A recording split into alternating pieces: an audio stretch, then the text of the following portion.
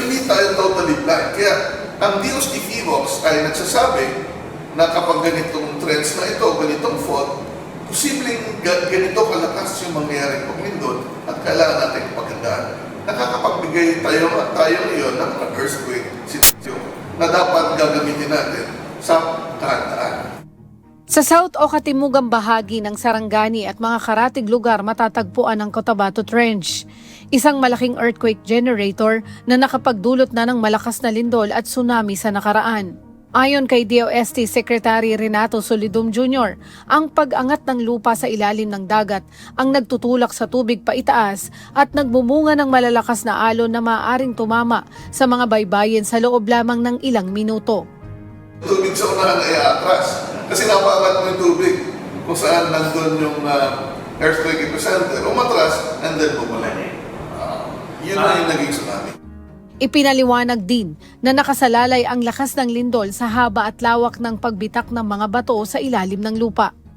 The longer and the wider the area na naapektuhan ng pagbitak ng bato sa ilalim, mas mataas ang magnitude. Kaya pag mas mahaba ang rupture o pagbitak ng bato, mas mataas ang magnitude.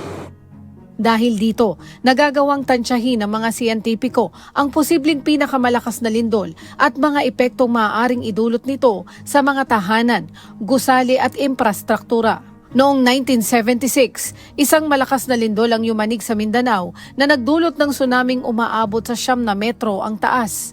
Tinatayang mahigit 5,000 ang nasawi, habang nasa 8,000 naman ang nawala o nasugatan. Yun yung pinaka-worst na earthquake experience ng Pilipinas. Pinakamaraming namatay, pinakamataas na tsunami, and because of that, nagkaroon tayo ng mga handaan na ginawa. After 1976, nagtayo tayo ng National Disaster Coordinating Council. Kasi nga, massive yung pagbigay ng relief at pagre-rescue during that time. Bagamat nakapaglabas na ng malaking enerhiya ang ilang bahagi ng Cotabato Trench, may mga bahagi pa rin ito na maaaring magdulot ng mas malakas na pagyanig sa hinaharap. Usually sa trench, kaya niya magnitude 8 to 8.5. So yung magnitude 7.2 versus 8, 30 times pang lesser in energy. So, kumbaga, meron kang napakawalang enerhiya, pero hindi buong-buo ang napakawala. Meron ka pang natitirang posibleng mas malaki. Kailangan talaga natin tingnan ano yung mga worst case scenario para makita natin na kailan talaga tayo mag-antabay at lalong maging ganda.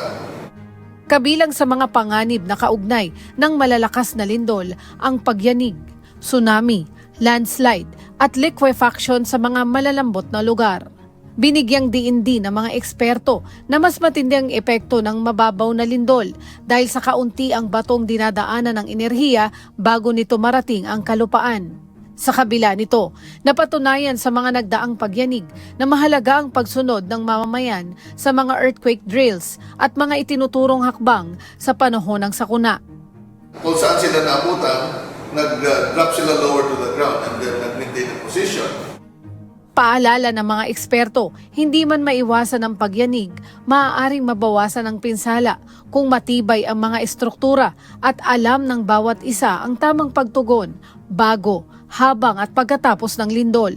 Leslie Widem, UNTV News and Rescue. Diyos ang aming sandigan, serbisyo publiko ang aming pinahalagahan.